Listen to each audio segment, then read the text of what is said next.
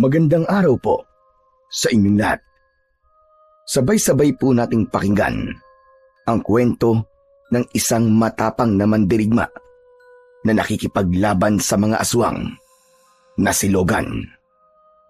Matapos ang mahabang kapayapaan sa baryo ni Logan, ay naganap ang isang matinding pagsalakay ng mga aswang na pinamumunuan ni Draco.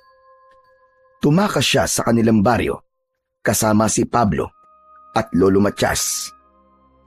Pansamantala silang nagtago sa kagubatan upang magpalakas at ihanda ang kanilang sarili sa pagpapalaya sa kanilang baryo mula sa malupit na si Draco.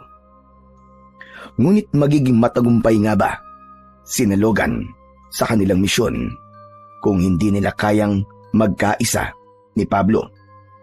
At anong sikreto ng gubat ang matutuklasan ni Logan na siyang magiging susi para sa kanilang tagumpay? Ngunit bago po ang lahat, mga idol, huwag po nating kalimutang mag-subscribe at i-hit ang notification bell sa aking YouTube channel na The Voice Addict at Apong Isaak para sa mas marami pang makapigil hiningang kwentong aswang at katatakutan mula sa mundo ng kababalaghan. Umpisahan na po natin ang kwento. Kilala ang binatang si Logan sa kanilang baryo bilang isang mahusay at matapang na mandirigma na nakikipaglaban sa mga aswang.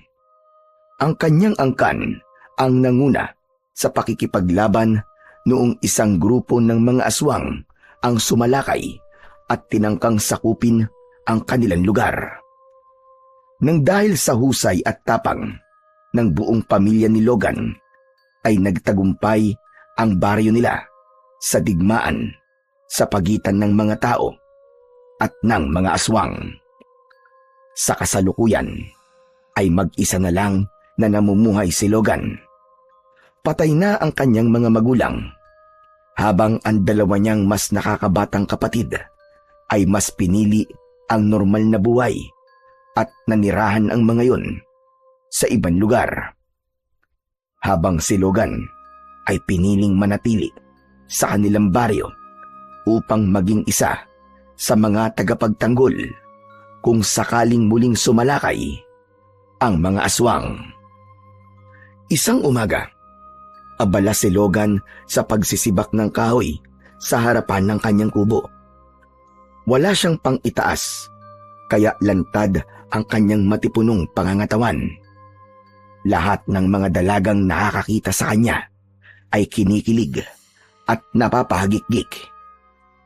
Napahinto si Logan sa kanyang ginagawa nang dumating ang isang matandang lalaki. Magandang umaga, Logan. Lolo Matias, ikaw po pala.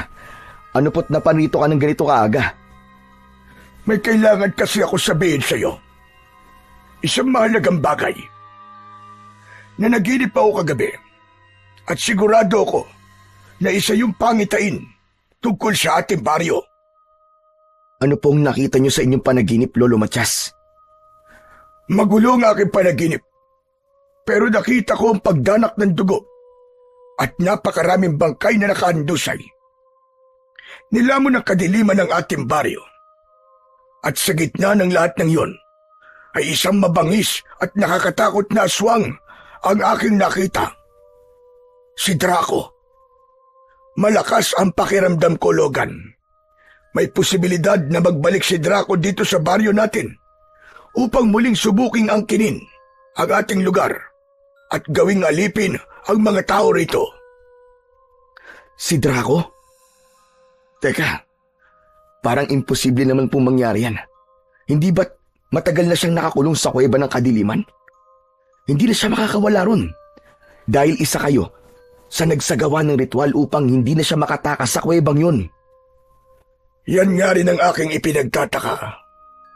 Malakas ang dasal at orasyon na iniligay namin sa kuwebang yun upang hindi na makalaya roon si Draco kailanpaman. Ngunit hindi natin alam ang mga nangyari sa nakalipas na mga taon. May mga bagay na hindi natin alam na posible palang mangyari. Kaya naisip ko na kailangan nating makasiguro na naroon pa rin si Draco sa kuweba ng kadiliman. Kung ganun, magtutungo po tayo sa kuweba ng kadiliman. Tama po ba ako? Ganun na nga, Logan. Kailangan natin yung gawin upang mawala na ang aking pangamba kapag nasiguro kong nakakulong pa rin doon si Draco. Sige po, Lolo Matias. Sasamahan ko po kayo. Maraming salamat. Talagang hindi ako nagkamali sa paglapit sa iyo tungkol sa bagay na ito. Kilala niyo naman po ako, Lolo Matias. Basta para ho sa kapakanan at kaligtasan ng ating baryo, ay handa akong tumulong palagi. Kung ganun kailan niyo po pala balak magpunta sa kuweba ng kadiliman? Ngayon na sana, Logan. Hindi ko na kasi kayang magpalipas pa ng isang gabi para makuha ang kasagutan na gusto kong malaman. Sige wala akong problema. Sandali lang magsasarado lang po ako ng bahay ko. Sige, magkita na lamang tayo sa bukana ng gubat dahil may mga kukunin pa ako sa bahay ko. Pagkaalis ni Lolo Matias, ay nagsimula na si Logan na isarado ang kanyang bahay. Dinala na rin niya ang kanyang itak na minana pa niya sa kanyang ama. May kabang naramdaman si Logan sa mga sinabi ni Lolo Matias. Kilala kasi sa baryo nila ang matandang lalaki bilang isang mahusay na albularyo at antingero. Mula ito sa pamilya ng mga babaylan, kaya may kakayahan din si Lolo Matias na malaman ang mangyayari sa hinaharap sa pamamagitan ng panaginip. Maraming beses na nilang napatunayan na nagkakatotoo ang mga pangitain ni Lolo Matias, kaya hindi maaaring baliwalain ni Logan ang sinabi nito sa kanya. Makalipas ang ilang sandali, ay nagsimula ng maglakad si Logan papunta sa bukana ng gubat. Sa kanyang paglalakad ay nakasalubong niya ang kababata niyang si Pablo. Matanda si Pablo sa kanya ng 1 taon. Dala nito ang pana at palaso nito. Bukod kay Logan, isa rin si Pablo sa mahuhusay na mandirigma ng kanilang baryo. Hindi ito mula sa lahi ng mga manunugis, pero ang pagkamatay ng mga magulang nito sa kamay ng mga aswang ang nagtulak dito upang makipaglaban sa mga aswang. Logan, mabuti na lang at nakita kita. Maglaban ulit tayo. Sisiguraduhin ko sa'yo na hindi ka naman nanalo sa akin. Pablo, wala akong oras sa ganyang mga bagay. May importanteng bagay pa akong gagawin. Sus! Nagdadahilan ka lang Bakit? Natatakot ka bang makakabawi na ako sa'yo, ha? Tara na sa liwasan. Doon tayo maglaban. Seryoso ko, Pablo. Sa ibang araw na lang natin gawin yan. Pasensya ka na. Nilagpasan ni Logan si Pablo, pero malakas siya nitong tinapik sa balikat. Hinawakan ni Logan ang kamay ni Pablo. Umikot siya at sa isang kisap mata ay pinilipit niya ng bahagya ang braso ni Pablo. Namilipit sa sakit na napapaluhod si Pablo habang bakas sa muka ang sakit. Aray ko! Tama na, masakit! Aray! O yan, pinagbigyan na kita sa laban na gusto mo Sa tingin mo ba'y natatakot ako na matalo mo ako? Tignan mo nga at napakadali mo mapabagsak. Inakawalan din agad ni Logan si Pablo. Nakangiwing tumayo si Pablo habang masama ang tingin kay Logan. Napakayabang mo talaga. Palibasa, galing ka sa pamilya ng mga manunugis. Bata ka pa lang ay sinanay ka na sa pakikipaglaban. Bakit? Kasalanan ko ba na galing ako sa ganung uri ng pamilya? Ako ba ang pumili sa kanila? Alam mo, Pablo, kailangan ko na talagang umalis. Pasensya na. Ano ba kasi ang importanteng gagawin mo, ha? Saka ko na sasabihin sa'yo. Sige na, aalis na ako. Matapos yun, ay muli nang naglakad si Logan at hindi na niya nilingon pa si Pablo. Bata pa lang ay magkaibigan na sina Logan at Pablo. Nang magbinata sila ay doon na nagsimula ang tila lihim na paligsahan nila sa lahat ng bagay. Nagsimula yon noong nanligaw sila sa iisang babae at si Logan ang sinagot ng babaeng yon. Doon na nag-umpisa ang inis ni Pablo kay Logan. Ramdam ni Logan na nais ni Pablo na higitan siya sa lahat ng bagay, lalo na nang magdesisyon si Pablo na maging isang mandirigma. Palagi siya nitong hinahamon sa isang laban upang subukang talunin siya. Pero sa lahat naman ng pagkakataon ay palaging nananalo si Logan. Ganun pa man, hindi nakikipagpaligsahan si Logan kay Pablo dahil para sa kanya ay walang mas nakakahigit sa isa sa kanilang dalawa. May kanya-kanya silang husay at galing, kaya wala dapat pagalingan na namamagitan sa kanilang dalawa. Naunang nakarating si Logan sa bukana ng gubat. Maya-maya pa ay dumating na rin si Lolo Matias na may bit-bit na bayong. Kanina ka pa ba rito? Hindi naman po, Lolo Matias. Halos kararating ko lang din po. Kung ganun ay tara na sa kuweba ng kadiliman. Kailangan makarating tayo ron bago sumapit ang dilim. At paniguradong mahihirapan tayo sa paglalakad kapag gabi na.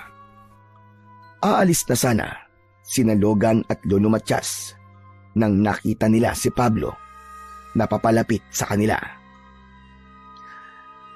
Napakalakas naman ng boses yung dalawa. Narinig ko tuloy ang pinag-uusapan nyo. Pupunta kayo sa kuweba ng kadiliman? Bakit? Anong meron?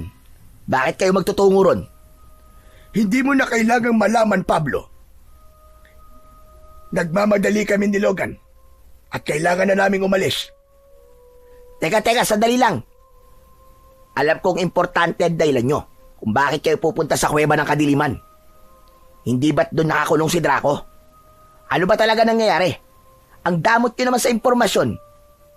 Lolo Matias, isa ako sa mga mandirigmang nakikipaglaban sa mga aswang, tapos ngayon ay parang binabaliwala nyo yata ako.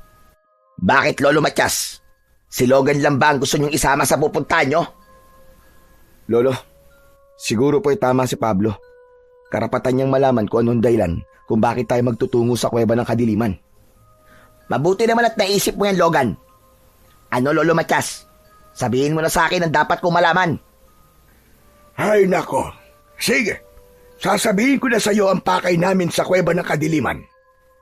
Magtutungo kami roon upang masiguro na naroon pa rin si Draco.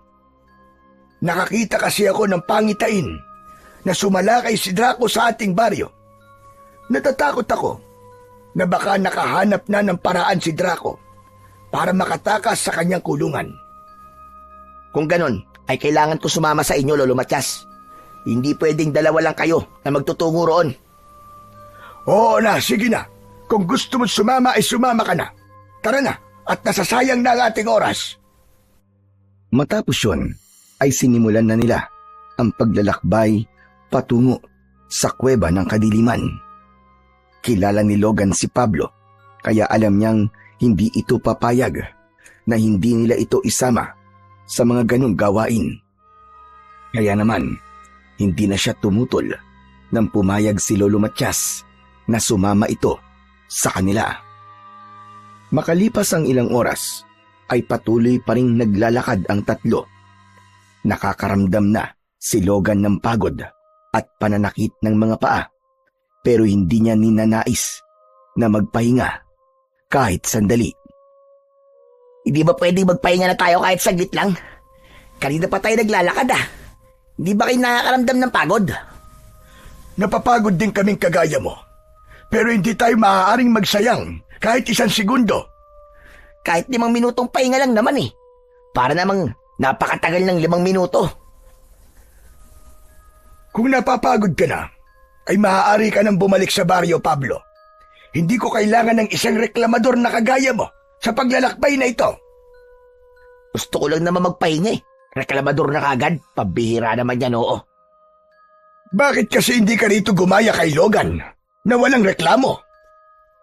Ay nako, naikumpara niyo na naman ako kay Logan. Sa bagay, wala naman ng bago dyan eh. Para naman sa inyong lahat ay si Logan ang pinakamagaling at pinakamabait. Ganyan naman talaga kayo, Lolo Matiyas eh. Puro na lang si Logan, puro na lang si Logan ang nakikita niyong magaling. Tapos kapag may nagagawa akong maganda, ay bulag-bulagan kayo. Pero kapag nagkamali naman ako, grabe kayo kung sermonan ako. Pablo, tama na. Hindi ka dapat ganyan magsalita kay Lolo Matiyas. Baka nakakalimutan mo kung sino siya sa ating baryo. Iginagalang siya dahil sa napakaraming ambag niya sa baryo natin. Kaya sana, kausapin mo siya ng may paggalang. Bakit? Ako rin naman ah. Marami na akong nagawa at naiambag sa baryo natin. Pero bakit hanggang ngayon ay hindi ko pa rin nakukuha ang paggalang ng mga tao ron? Kailangan bang umabot muna ako sa edad ni Lolo Matiyas bago yun mangyari? Tama na. Tama na, Pablo. Hindi makakatulong kung pag-uusapan natin sa oras na to ang mga himutok mo sa buhay. Manahimik ka na, maaari ba? Nagpasalamat si Logan nang hindi na nagsalita si Pablo. Pero ramdam niya ang inis nito dahil sa naging takbo ng kanilang pag-uusap. Para kay Logan ay mali nang iniisip si Pablo na hindi ito iginagalang sa baryo nila. Alam niyang maraming tao ang humahanga rito dahil sa pagiging mandirigma nito. Yun nga lang, hindi marunong makontento si Pablo sa pagtrato ng mga tao rito na parabang may hinahanap pa ito, kaya pakiramdam nito ay palagi itong nasa likuran ni Logan. Hapon na nang makarating sina Logan sa kuweba ng kadiliman. Agad niyang naramdaman ang mabigat na aura sa paligid. Kinilabutan siya at nagtaasan ang balahibo niya sa braso. Ang bukana ng kuweba ay natatakpan ng pinagpatong-patong na mga bato. Yun ang nagsisilbing selyo upang hindi makalabas doon si Draco. Oh, mukhang hindi naman nagalaw ang mga bato ah. Ibig sabihin, nasa loob pa rin yan si Draco. O ano, pwede na ba tayong umalis? Hindi pa tayo maaaring umalis. Kailangan nating masigurong nasa loob pa si Draco. Papasukin natin ang kuweba. Lolo Matiyas, sigurado po ba kayo sa gagawin natin? Natali sa loob si Draco. Kung nandiyan pa siya sa loob, ay hindi niya tayo magagawang saktan. Ang kailangan ko lang munang gawin ay alisin ang inilagay naming dasal sa mga bato na nakaharang sa bunganga ng kuweba. Lumapit si Lolo Matiyas sa mga batong nakaharang sa bunganga ng kuweba. Inilapat nito ang dalawa nitong mga kamay sa mga bato at saka ito mariing pumikit. May inusal na dasal ang matandang lalaki. Isa iyong mahabang dasal na ang salita ay hindi naiintindihan ni Logan. Makalipas ang ilang sandali, ay ibinukas na ni Lolo Matiyas ang mga mata nito at inalis na nito ang mga kamay sa mga bato. Pansamantala ko nang naalis ang selyo. Ngayon ay maaari na nating alisin ang mga nakaharang na bato. Ano? Magpapakapagod pa tayo sa pag-aalis ng mga yan? Sigurado ako na nasa loob pa niyan si Draco at sa tagal niyang nakakulong dyan, ay patay na yon malamang. Kailangan natin makasiguro, Pablo. Kung ayaw mong tumulong ay manahimik ka na lang. Logan, halika na. Tulungan mo ako sa pag-aalis ng mga bato. Sige po, Lolo Matiyas. Lumapit si Logan kay Lolo Matiyas. Sinimulan na nila ang maingat na pag-aalis ng mga batong nakaharang sa bunganga ng kuweba. Iba't iba ang laki ng mga yon. Kaya may mga batong magaan at meron ding ubod na bigat. Ang kaninang nakatayo lang na si Pablo ay tila hindi na nakatiis at tumulong na rin. Nang tatlo na silang nag-aalis ng mga bato, ay mas naging mabilis sila hanggang sa tuluyan na nilang Naalis lahat ng mga bato. May kinuwang sulo si Lolo Matias sa loob ng dala nitong bayong. Sinindihan nito yun gamit ang posporo. Yun ang naging tanglaw nila nang pumasok na sila sa loob ng kuweba. Malamig doon at mas lalong naging mabigat ang hangin. Matapos ang halos 15 minutong paglalakad ay narating na ng tatlo ang dulo ng kuweba. Lahat sila ay nagimbal nang makitang wala na si Draco sa malapad na bato kung saan yung dating nakatali. Diyos ko! Ito na nga ba sinasabi ko? Tama nga ang aking panaginip. Wala na rito si Draco. Nakatakas siya. Pero paano po siya nakatakas sa kuweban to? Hindi po nasira yung mga nakaharang na bato sa labasan nitong kuweba. Masyado nyo kasi minaliit si Draco. Dapat nilakasan nyo pa ang dasal na ginawa nyo rito noon, Lolo Matias. Malakas na dasal at orasyon na ang aming ginawa noon. Kaya nakapagtataka na nagawa pa rin niyang makatakas. Iginala ni Logan ang mata sa paligid hanggang sa may nakita siyang hukay sa lupa na kasya ang isang tao. Nilapitan niya yon at doon niya nalaman ang kasagutan kung paano nagawang makaalis ni Draco sa kuweba. Tinawag niya si Lolo Matias. Lumapit ito kasama si Pablo. Sa tingin ko, ay alam ko na kung paano nakatakas si Draco. Mukhang sa una ay nagawa niyang makawala sa pagkakatali. Pagkatapos ay naghukay siya sa lupa at sigurado ko na kung papasukin natin ang butas na to, ay dadalhin tayo nito sa labas ng kuweba. Aba, kailan ka pa naging investigador, Logan? Tama si Logan, Pablo. Ganun nga ang nangyari. Talagang matalino si Draco at grabe ang pagtsatsaga niya sa paghukay para lang makawala sa kuwebang ito. Dapat pala ay pinatay na natin siya noon. Ang kinakatakot ko po ay baka matagal nang nakawala rito si Draco.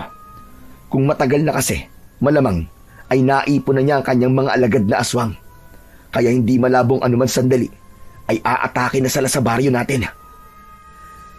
Kaya kailangan nating maganda. Sabihan natin ang iba pang mandirigma, Logan. Ikaw ang magsanay sa kanila. Kailangan ay masiguro mong handa sila sa pakikipaglaban. Kailangan mas maging malakas ang puwersa natin, lalo na't si Draco ay isang pinuno ng mga aswang. Hindi rin natin alam kung gaano na siya kalakas ngayon. Ako naman ay dadasalan ko ang aking mga agimat upang mas maging mabisa yon kontra sa mga aswang. Eh ako, anong gagawin ko? Anong ambag ko? Magsanay ka rin, Pablo. Palakasin mo ang iyong sarili. Ha? Yun lang ang gagawin ko? Wala ka bang ibibigay na ibang gawain sa akin? Gaya ng kay Logan? Huwag ka na lang maging pasaway. Malaking tulong na yon sa ating lahat. Sa ngayon, ay bumalik na tayo sa baryo upang masabihan natin ang mga tao roon. Hindi na nagsayang ng oras sina Logan at agad silang naglakad pabalik sa kanilang baryo. Habang naglalakad, ay hindi na iwasang kabahan ni Logan. Sigurado siya na ang mga susunod na araw at gabi ay magiging mahirap para sa kanilang lahat. Minsan niya nang nasaksiyan kung gaano kalupit at kawalang awa si Draco. Nais kasi nitong masakop ang kanilang baryo upang gawin yung kuta ng mga aswang. Pero nabigo ito at nagdesisyon ang mga namumuno sa baryo nila na ikulong ito sa kuweba ng kadiliman. Habang ikinukulong si Draco sa kuweba, ay isinumpa nito na makakawala ito roon at kapag nangyari yon, ay papatayin nito ang lahat ng tao sa kanilang baryo. Halos 5 taon na ang nakararaan simula nang maikulong si Draco at hindi inaasahan ni Logan na makakawala ito roon at muling maghahasik ng lagim at kamatayan. Gabi na nang makarating sina Logan sa kanilang baryo. Kahit karamihan sa mga tao ay natutulog na ng oras na yon, ay kinausap pa rin nila ang kanilang kapitan upang sabihin ang kanilang natuklasan. Inutusan ng kapitan ang mga tanod na papuntahin ang mga tao sa liwasan para sa isang biglaang pagpupulong. Habang naglalakad si Logan papunta sa liwasan, ay hindi niya napigilang ilabas kay Lolo Matias ang kanyang pangamba. Lolo Matias, paano po kung mas naging makapangyarihan pa ngayon si Draco? Baka kasi matagal na siyang nakawala ron sa kuweba at nagawa niya ng makapagpalakas ng gusto. Yan nga rin ang aking iniisip. Natatakot ako kung ano ang maaari niyang gawin sa ating baryo kung sakaling muli siya sumalakay dito. Bakit ba ganyan ang mga sinasabi nyo? Puro negatibo ang tumatakbo sa utak nyong dalawa. Di ba? Nagawa na nating talunin noon si Draco, kaya matatalo ulit natin siya kahit ilang beses pa siyang umatake rito. Mas mabuti na ang matakot tayo upang mapaghandaan natin ang mga makakalaban natin kesa sa maging kampante tayo. Dahil kapag naging kampante tayo, ibig sabihin ay minamaliit natin ang kakayahan ni Draco. Gaya ng sinabi ni Logan, baka nagawa ng magpalakas ni Draco. Baka nakakalimutan mo rin, Pablo, na namatay na ang ilan sa mga kasama kong nagkulong kay Draco. Ang iba naman ay wala na rito sa ating baryo. Sa tingin mo ba, kakayanin pa ng aking kakayahan na muli siyang ikulong sa kuweba? Pinapalakas ko lang naman ang loob nyo eh. Ang dami nyo na kagad sinabi. Kung ganun, Lolo Matias, kung sakaling sumalakay muli rito si Draco, ay kailangan na natin siyang patayin dahil hindi na siya maaaring ikulong sa kuweba ng kadiliman. Tama ka, Logan. Kamatayan na lang ang paraan upang matapos na ang kasamaan ni Draco. Sos! Palagi na lang si Logan ang tama para sa inyo, Lolo Matias. Wala nang nagsalita pa kina Logan at Lolo Matias dahil parehas nilang alam na mas lalo lang hahaba ang kanilang usapan. Nang makarating na sila sa liwasan, ay unti-unti nang dumarating doon ang mga tao. Lahat ay may pagtataka sa muka dahil sa biglaang pagpupulong. Tumayo sina Logan at Pablo sa harapan, habang si Lolo Matias ay tumayo naman sa unahan. Katabi nito ang kapitan ng kanilang baryo. Maya-maya pa ay nagsimula ng magsalita si Lolo Matias. Pasensya na ako na abala ng bigla ang pagpupulong na to, ang inyong pamamahinga. Ngunit ang aking sasabihin ay hindi na maaaring ipagpabukas pa. Hindi na ako magpapaligoy-ligoy pa, mga kasama. May nagbabantang panganib sa ating baryo. Natuklasan namin ni Pablo at Logan na nakatakas si Draco sa kuweba ng kadiliman. Hindi namin alam kung matagal na ba siyang wala roon. Pero isa lang ang ibig sabihin nito. Magbabalik siya rito sa baryo natin, gaya ng banta niya noong ikinulong namin siya. Umugong ang bulong-bulungan ng mga tao. Naramdaman ni Logan ang takot ng bawat isa. Kaya hinihimok ko ang mga mandirigma ng ating baryo na maganda at magsanay sa ilalim ni Logan. Kailangan ay maging mas biyasa kayo sa pakikipaglaban dahil hindi natin alam kung gaano nakalakas ngayon si Draco. Ang mga nais umalis ay hindi natin pipigilan. Ngunit ang mga pipiliing manatili ay dapat na maging mas maingat. Huwag niyo rin kakalimutan na palaging magdasal sa ating Panginoon. Ang Panginoong Diyos na lamang ang magiging sandigan natin sa mangyayari sa ating baryo. Matapos magsalita ni Lolo Matias, ay pinauwi na ng kapitan ang mga tao sa kani-kanilang mga bahay. Malungkot na pinagmasdan ni Logan ang mga taong naglalakad palayo dahil lahat ay takot at nangangamba. Kinabukasan ay sinimulan na ni Logan ang pangunguna sa pagsasanay sa mga mandirigma sa kanilang baryo. Siniguro niya na magiging mas mahusay ang mga yon sa paggamit ng mga sandata. Buong maghapon na ganun ang ginawa ni Logan. Habang papalubog na ang araw, ay nagtungo siya sa sementeryo upang dalawin ang puntod ng kanyang mga magulang. Tumayo siya sa harapan ng libingan ng kanyang ama at ina. Nanay, tatay, nandito po ako para humingi po ng gabay sa inyo sa paparating na dilubyo sa ating baryo. Nangangako po ako na gagawin ko ang lahat para ipagtanggol ang baryong minsan nyo rin pinutrektahan laban sa mga aswang. Pero sana ay kasama ko pa kayo ngayon dito. Dahil sigurado na mas magiging madali ang laban na to kung nasa tabi ko kayong dalawa. Hindi nagtagal ay nagdesisyon na si Logan na umalis. Pagtalikod niya ay natigilan siya nang makita si Pablo na may dalang bulaklak. Naglakad si Pablo papunta sa libingan ng mga magulang nito at inilagay nito roon ang bulaklak. Pinagmasdan ni Logan si Pablo hanggang sa napansin niya na umiiyak yun. Hinayaan lang niya si Pablo. May awang humaplos sa puso ni Logan para sa kaibigan. Alam niya na kahit matapang ang ipinakikita nitong panlabas, sa loob naman ito ay naroon ang labis na lungkot dahil sa pagkamatay ng mga magulang nito. Alam niya, yun ay dahil gaya ni Pablo ay namatayan din siya ng mga magulang. Biglang napatingin si Pablo kay Logan. Nagmamadaling pinunasan ni Pablo ang luha nito at inayos nito ang sarili. Doon na nagdesisyon si Logan na lapitan si Pablo. Anong ginagawa mo rito? Sinusundan mo ba ako? Para sa iyong kaalaman, Pablo, nauna ako magpunta sa iyo rito. Kaya imposibleng sinundan kita. Ano? Hindi ako umiiyak ha. Napuwing lang ako. Humangin kasi ng malakas tapos may pumasok na kung ano sa mata ko.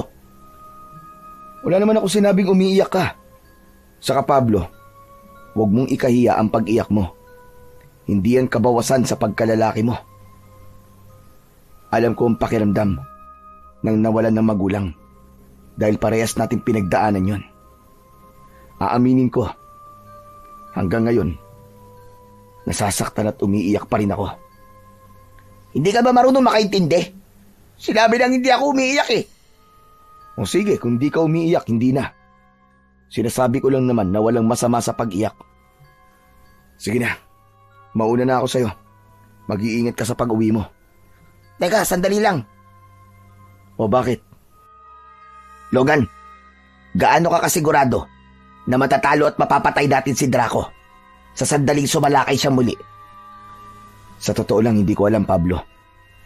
Ang sabi nga ni Lolo Matias, hindi tayo maaaring maging kampante sa pagkakataon na to. Gusto kong sabihin mo na mapapatay natin siya, Logan. Gusto kong mamatay ang hayop na aswang na yon. Dahil siya ang pumatay sa aking mga magulang.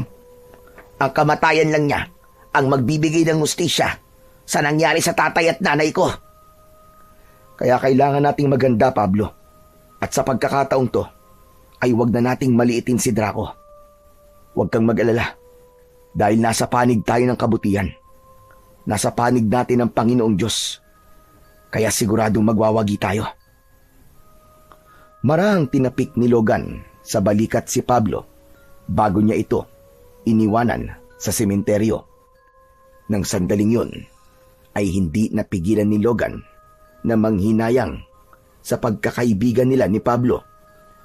Bagamat nag-uusap pa sila, alam niya na merong pader na tila nasa pagitan nilang dalawa. Kaya naman, sa tuwing nagdadasal siya, ay hindi niya kinakalimutan na hilingin sa Diyos na sana ay bumalik ang dating pagkakaibigan na meron sila ni Pablo. Lumipas ang ilang gabi na walang pag-atake ng mga aswang ang nangyari. Ganun pa man, hindi pa rin naging kampante si Logan. May kung anong pakiramdam siya na anumang sandali ay bigla na lamang aatake si Draco at ang mga alagad nitong aswang. Isang gabi, pinatawag sina Logan at Pablo ni Lolo Matias sa kubo nito. Habang nakaupo sa loob ng bahay ng matanda, ay nagsimula na silang mag-usap. Kayong dalawa ang pinatawag ko rito. Dahil alam nating lahat na kayong dalawa ang pinakamalakas at mahusay na mandirigma dito sa baryo natin. Buti naman at hindi lang si Logan ang magaling para sa inyo. Salamat at sa wakas ay isinama nyo na ako. Maaari bang huwag ka munang magmaasim ngayon, Pablo? Hindi ngayon ang oras para sa mga bagay na yan. Ano po bang dahilan at ipinatawag niyo po kami rito, Lolo Matias? Muli ko na panaginipan ang pagsalakay ni Draco sa baryo natin. Malakas ang pakiramdam ko na yun ay isang pahiwatig na nalalapit ng mangyari ang bagay na kinatatakutan nating lahat. Kaya dapat ay mas paigtingin natin ang ating paghahanda. Huwag ko kayo mag-alala, Lolo Matias, dahil patuloy pa rin ako sa pagsasanay sa mga mandirigma. Sa tingin ko naman ay mas lalo silang nagiging mahusay. Kinakabahan talaga ako. Hindi ko alam kung bakit pakiramdam ko ay magwawagi si Draco laban sa atin. Patuloy lang po tayo magdasal, Lolo Matias. Sigurado po ko na hindi tayo pababayaan ng ating Panginoong Diyos. Biglang natigilan si Logan nang may kakaiba siyang naramdaman sa paligid. Naging mabigat ang hangin at may naamoy siya na parang nabubulok na karne. Ang mga yon ay isang malinaw na senyales na may aswang sa malapit. Ngunit bago pa man mabigyan ni Logan ng babala sina Pablo at Lolo Matias, ay biglang nagiba ang pinto ng kubo at mula roon ay pumasok ang dalawang aswang. Mabuti na lang at naging mabilis ang pagkilos ni Pablo. Pinala nito ang mga aswang sa noo at agad na ikinasawi ng mga yon. Nanlaki ang mga mata ni Lolo Matias habang nakatingin sa bangkay ng mga aswang. Kumpirmado na! Nandito na sila! Nandito na si Draco! Ayos! Salamat naman at may aksyon na ulit. Ang tagal ko rin hindi nagamit ang aking palaso at pana sa pagpatay sa mga pesting aswang na yan. Pupunta lang ako sa aking kubo para kunin ang itak ko. Magkita-kita na lang tayo sa labas. Nagmamadaling lumabas si Logan at nagimbal siya sa dami ng mga aswang na nasa kanilang baryo. Hindi niya inakala na habang nag-uusap sila sa kubo ni Lolo Matias ay may mga aswang na pala sa labas. Tumakbo si Logan papunta sa kanyang kubo. Kinuha niya ang kanyang itak at saka siya lumabas upang simulan ang pakikipaglaban sa mga aswang. Isang aswang ang agad na sumunggab kay Logan, ngunit agad niya yung sinaksak gamit ang itak na dumiretso at tumagos sa puso nito. Lumapit pa ang dalawang aswang sa kanya at sabay na umatake. Sinalubong niya ang mga aswang at sa bilis ng galaw niya ay matagumpay niyang nagilitan ang mga yon sa leeg. Habang patuloy ang pakikipaglaban ni Logan, ay dinig niya ang sigawan at iyakan ng mga tao. Nakita niya rin si Pablo na nakikipaglaban sa mga aswang gamit ang pana nito.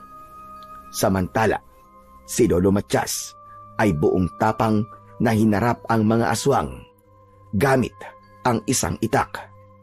Nagkaroon ng pagkakataon si Logan na lapitan si Lolo Matias. Lolo Matias, parang hindi po sila nauubos. Parami sila ng parami. Mukhang mas marami ng alagad ngayon si Draco. Pero kailangan natin makita si Draco. Kapag napatay natin siya, sigurado ako na mawawala ng lakas ang loob ang mga alagad niya. Hindi ko pa po siya nakikita. Muling naghiwa-hiwalay sina Logan at Lolo Matias upang ipagpatuloy ang pakikipaglaban. Isang batang babae ang nakita ni Logan na umiiyak sa ilalim ng isang puno. Lalapitan niya sana yon, pero isang aswang ang biglang sumunggab sa kanya. Bumagsak siya sa lupa at bago pa siya makabangon ay isang aswang ang pumaibabaw sa kanya at kinagat siya sa balikat.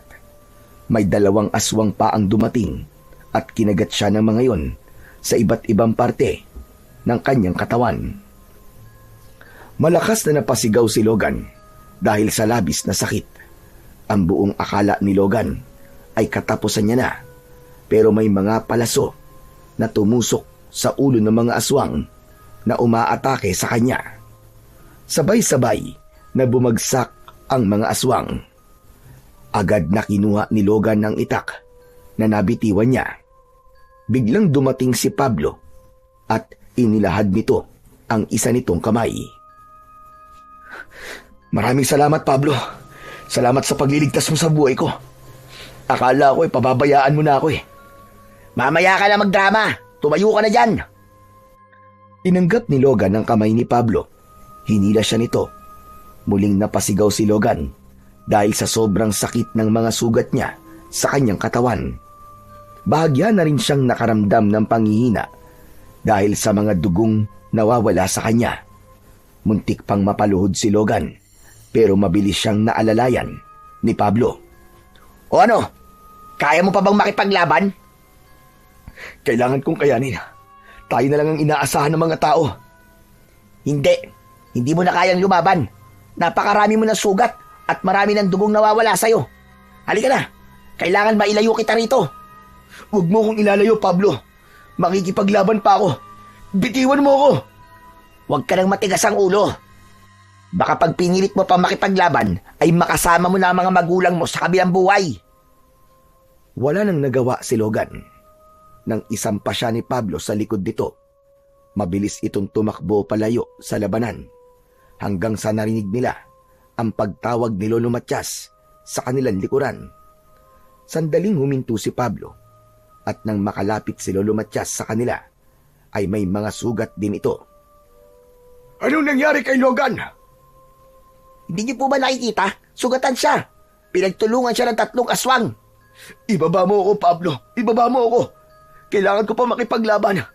Kailangan ako ng mga tao sa baryo natin. Ang tigas talaga ng ulo mo.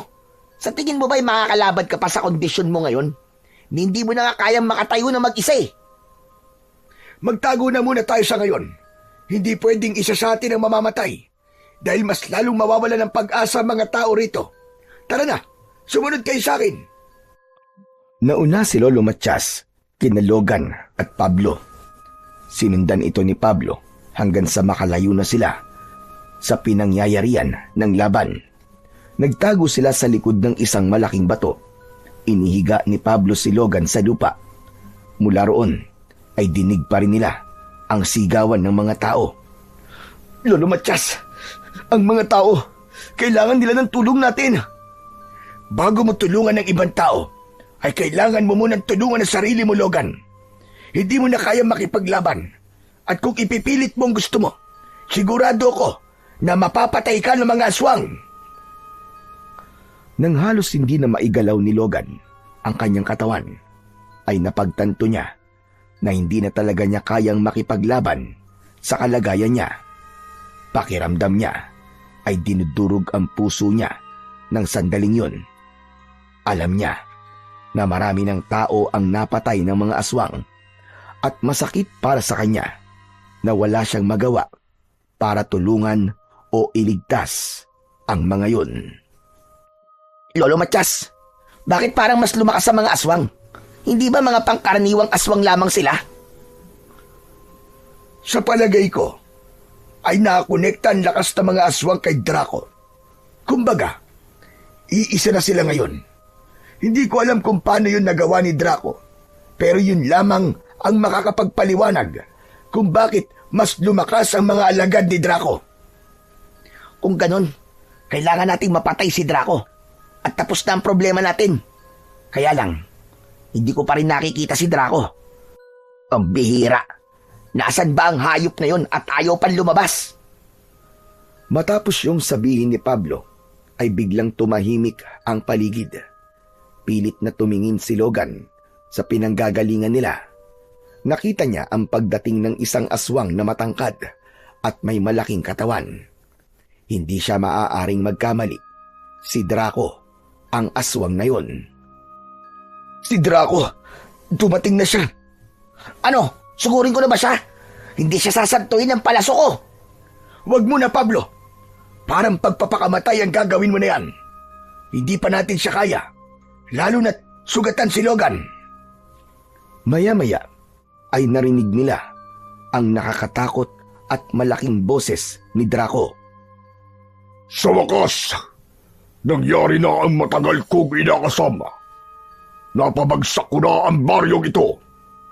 Kayong mga tao, simula ngayon ay ako na ang ituturing niyong Panginoon.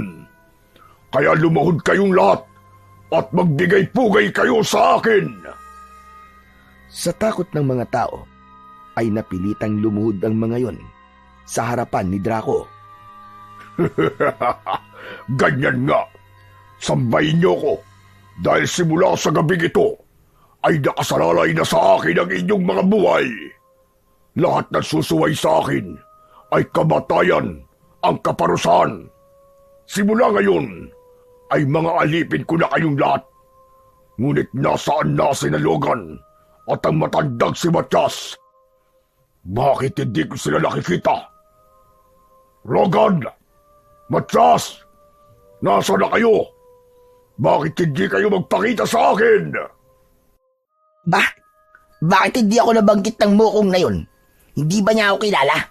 Isa ako sa nakipaglaban sa kanya noon. Umalis na tayo rito. Bago pa tayo makita ni Draco, hindi pa natin siya kayang harapin sa sandaling ito. Lalo na sa kalagayan ni Logan. Sa ngayon, ay tatakas muna tayo at magpapalakas.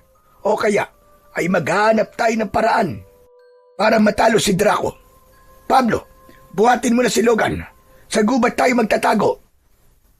Hindi na pumalag si Logan nang buhatin siya ni Pablo. Tahimik at nagmamadali silang lumayo. Pinahak nila ang daan papunta sa gubat. Nais mang makipaglaban ni Logan kay Draco, pero napagtanto niya na tama sina Pablo at Lolo Matias. Silang tatlo na lang ang pag-asa ng kanilang baryo upang makalaya ito mula kay Draco at hindi pwedeng may mangyaring masama sa kahit isa sa kanila. Matapos ang ilang oras na paglalakad, ay huminto sila at ibinaba na siya ni Pablo sa tabi ng isang puno. Ramdam pa rin niya ang labis na panghihina. Ano nang gagawin natin ngayon, Lolo Matias? Kailangan muna nating magpalakas. Lalong-lalo ka na, Logan. Dapat ay maghilom muna ang mga sugat mo bago tayo bumalik sa baryo upang labanan si Draco. Ang mga tao ho sa baryo, paano sila? Sigurado ako na sa sandaling to ay takot na takot sila. Baka isa-isa na rin silang pinapatay ng hayop na Draco na yun. Marahil din ay iniisip nila na inabando na natin sila dahil wala na tayo ron. Alam kong mahirap iwasan, pero huwag ka muna mag-isip ng hindi magagandang bagay dahil hindi yan makakatulong sa kalagayan mo ngayon. Sa palagay ko naman, ay hindi sasaktan ni Draco ang mga tao sa ating baryo. Narinig mo naman ang sinabi niya kanina na gagawin niyang alipin ng mga tao roon. Ipagdasal na lang natin na mabigyan tayo ng sapat na panahon para magpalakas bago may mas hindi magandang gawin si Draco sa ating baryo. Sandali nga lang, mawalang galang na. Pero gutom na ako. Iiwanan ko na muna kayo rito at maghahanap ako ng makakain. Nang umalis sandali si Pablo, ay hinubad ni Lolo Matias ang suot nitong damit. Pinunit nito yon at ginawa nito yung benda sa malalalim na sugat ni Logan. Maya-maya pa ay bumalik si Pablo na may dalang mga prutas. Yun ang kinain nila upang kahit paano ay maibsan ang kanilang gutom. Nang sumapit ang umaga, muli silang naglakad hanggang sa nakarating sila sa kuweba ng kadiliman. Doon nila napiling magtago, lalo na't alam nilang malaki ang posibilidad na hindi naroon magtutungo si Draco dahil sa lugar na yun ito ikinulong. May malapit na ilog sa kuweba kaya hindi nila naging problema ang tubig. Ang kagubatan ang naging pansamantalang tirahan ni Logan, Pablo at Lolo Matias. Patuloy na nagpagaling si Logan mula sa mga sugat na nakuha niya sa laban. Araw-araw ay inaasikaso at ginagamot siya ni Lolo Matias gamit ang mga halamang gamot at agimat upang mapabilis ang kanyang paggaling. Habang si Pablo naman ang nangunguha ng pagkain at nagbabantay sa paligid. Isang umaga, nakaupo si Logan sa bato sa tabi ng ilog nang lumapit sa kanya si Lolo Matias. Nasaan po si Pablo? Kanina ko pa po siya hindi nakikita. Ayun, naghahanap ng makakain natin. Mabuti naman at kahit paano ay nagbabago na si Pablo. Mukhang nauunawaan na niya kung gaano kabigat at kaseryoso ang sitwasyon natin ngayon. Mabait naman po talaga si Pablo eh. Sadyang ikinukumpara lang niya ang sarili niya sa akin. Kaya minsan ay hindi siya magandang magsalita. Doon po siguro niya nilalabas ang inis niya sa akin. Alam ko naman yan. Kaya minsan, sinasagot ko rin siya para magkaroon siya ng kamalayan na hindi na tama ang lumalabas sa bibig niya. Oo nga pala, kanina pa kita tinitignan. Ang lalim yata ng iniisip mo. Iniisip ko lang po kasi ang baryo natin at kung ano na ang nangyayari sa mga tao ron. Halos 1 linggo na po kasi tayo nagtatago at wala pa tayong ideya kung ano na ang nangyayari ngayon sa baryo natin. Yan nga rin ang iniisip ko. Pero medyo sariwa pa ang mga sugat mo, Logan. Kung iniisip mo, napapayagan na kitang harapin mo si Draco, ay nagkakamali ka. Huwag ho kayo mag-alala, Lolo Matias. Hindi ko ho gagawin yon. Alam ko pong pagpapakamatay ang gagawin ko kung susugod ako ngayon kina Draco. Kailangan ko pang magpalakas. Hindi pa ako pwede makipaglaban sa kalagayan ko to. Pero hindi ko po akalain na 3 aswang ang makapagpapabagsak sa akin. Pakiramdam ko tuloy ay kulang ang naging paghahanda ko. Binigo ko ang baryo natin. Lolo Matias. Huwag mong sabihin yan. Hindi pa tapos ang laban. Buhay pa tayo. At may dahilan kung bakit hinayaan ng Diyos na makatakas tayo kina Draco. Tayo ang magiging pag-asa ng ating baryo. Tumingin sa malayo si Logan. Palaging nasa isip niya ang kanyang layunin na mapatay si Draco at hindi siya mapakali sa bawat araw na dumadaan. Habang lumilipas ang mga araw, ay mas tumitindi ang kanyang pagnanais na makabangon agad upang makapaghiganti. Ang bawat umaga ay tila isang pagsubok ng pasensya para sa kanya. Ngunit alam niyang darating ang panahon na mapapatay nila si Draco at mapapalaya nila ang kanilang baryo mula rito. Isang gabi, nagising si Logan mula sa isang napakasamang panaginip. Hindi niya napigilan ang mapasigaw dahil inakala niyang totoo yun. Nagising sina Pablo at Lolo Matias na nasa tabi niya sa loob ng kuweba. Ano ba yan? Istorbo ka naman sa pagtulog, Logan eh. Ano nangyari? Bakit ka sumigaw? Nanaginip po ako, Lolo Matias. Pinatay daw po ni Draco ang lahat ng tao sa baryo natin. Wala po siyang tinira. Tapos, isinunod niya tayong 3. Panaginip lang yan. Buti sana kung kagaya kita na nagkatotoo ang mga napapanaginipan. Kaya wala kang dapat na ipag-alala. Lolo, gusto ko po magtungo ngayon sa ating baryo. Logan, hindi pa magaling ang mga sugat mo. Hindi mo pa kayang makipaglaban. Hindi ho ako makikipaglaban. Gusto ko lang po malaman ang sitwasyon ng mga tao sa baryo natin. Gusto ko po makasiguro na buhay pa sila. Pambihira. Talagang ganitong oras mo pa naisipang magpunta sa baryo, ha? Pwede bang itulog mo na lang yan, Logan?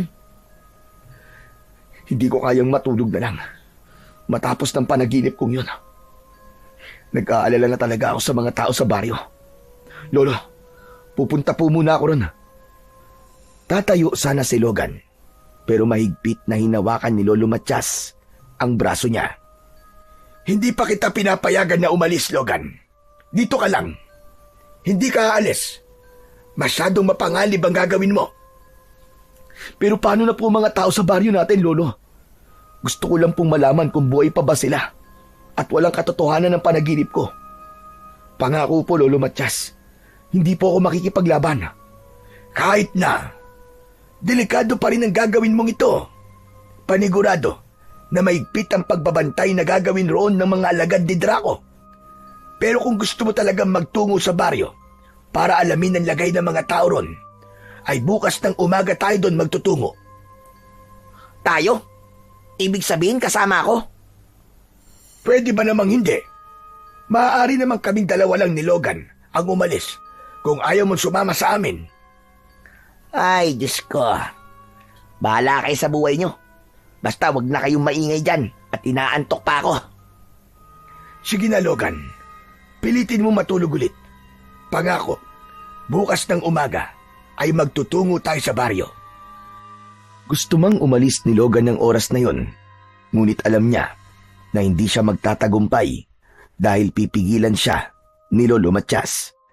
Napipilitan siyang bumalik sa pagkakahiga. Lumipas ang halos 1 oras, pero nananatiling gising pa rin si Logan. Hindi kasi maalis sa utak niya ang nakakatakot na panaginip niya. Pakiramdam niya ay kailangan na talaga nilang kumilos bago pa mahuli ang lahat. Pagsikat ng araw kinabukasan, ay lumabas na ng kuweba si Logan. Agad niyang kinuha ang kanyang itak at nag-ensayo siya sa pakikipaglaban. Siniguro niya na kahit nagpapalakas siya, ay hindi pa rin mawawala ang kaalaman niya pagdating sa pakikipaglaban sa mga aswang. Aba, ang aga mo naman yatang mag-ensayo, Logan. Hindi ka pa ba sanay na ginagawa ko to tuwing umaga? Sa bagay, kailangan mo ngang gawin yan. Kasi ikaw ang inaasahan ni Lolo Matias na tatalo kay Draco. Habang ako, parang wala siyang tiwala na kaya ko rin namang patayin si Draco. Pablo, pwede bang tigilan mo na ang pagkukumpara sa ating dalawa? Bakit? Kasi alam mong ikaw ang mas magaling sa ating dalawa, ganun ba? Walang mas magaling sa ating dalawa dahil para sa akin ay may kanya-kanya tayong lakas at kahinaan. Hindi ako mas magaling kaysa sayo at hindi ka rin mas magaling kaysa sa akin. Ano ba pinagsasasabi mo? Wala dapat na kompetisyon na namamagitan sa ating dalawa. Hindi tayo narito para makipagpaligsahan kung sino ang mas mahusay, mas matapang o mas malakas. Narito tayo para magtulungan, lalo na't iisa lang naman ang ating layunin. Sa oras na to natin higit na kailangan na magkaisa. Hindi mo ba naaalala kung gaano tayo kasaya noon bilang magkaibigan? Kaya sana, bumalik na yung dati nating pagkakaibigan. Yung nagtutulungan tayong dalawa at walang pagalingan na nagaganap. Tila umurong ang dila ni Pablo sa mga sinabi ni Logan. Kapansin-pansin din ang pamumuo ng luha sa gilid ng mga mata nito. Dahil doon ay nalaman ni Logan na may tinamaan siya sa puso ni Pablo dahil sa mga salitang lumabas sa kanyang bibig. Nang lumapit sa kanila si Lolo Matias, ay tumalikod sandali si Pablo upang punasan ang luha na nagbabadyang malaglag mula sa mga mata nito.